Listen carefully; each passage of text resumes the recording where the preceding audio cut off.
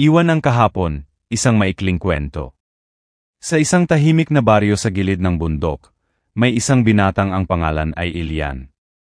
Araw-araw, makikita siyang umaakyat sa matarik na burol, habang pasan ang isang mabigat na sako. Walang nakakaalam kung bakit niya iyon ginagawa. Tinatanong siya ng mga tao, pero lagi lang siyang tahimik. Basta tuloy lang siya sa paglakad, araw-araw, kahit mainit, kahit umuulan.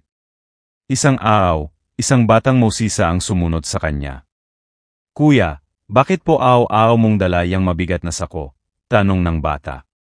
Napatingin si Ilian, sa kadahan-dahang sumagot, "Ang bawat bato sa sako na to ay alaala ng mga pagkakamali, pait, at panghihinayang ko sa nakaraan. Bitbit ko sila para hindi ko makalimutan." Napakunot noo ang bata. "Pero kuya, kung palagi mong dala ang kahapon, paano ka makakaating sa bukas?" Napatahimik si Ilian. Nang gabing iyon, nakaupo siya sa ilalim ng bituin. Binuksan niya ang sako. Isa-isang nilabas ang mga bato, at pinakawalan ang mga ito, pababa ng burol. Habang ginagawa ito, gumaan ang pakiramdam niya. Kinabukasan, paakyat ulit si Ilian, pero ngayon, wala na ang sako. Ngayon, mas magaan na ang kanyang paglalakbay.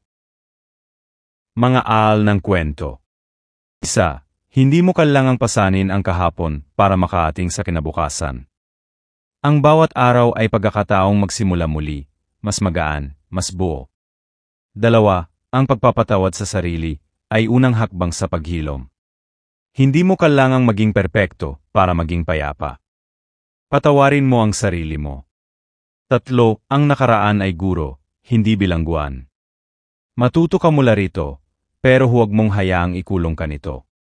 4. Ang tunay na lakas ay ang kakayahang bumitaw. Mahirap, pero minsan kailangan natin itong gawin upang makalaya. 5. Hindi mo mabubuksan ang bagong kabanata kung patuloy mong binabasa ang luma. Sa ngayon ang pag-asa, hindi sa mga alaala ng kahapon. 6. Bitawan mo ang hindi mo na kayang kontrolin.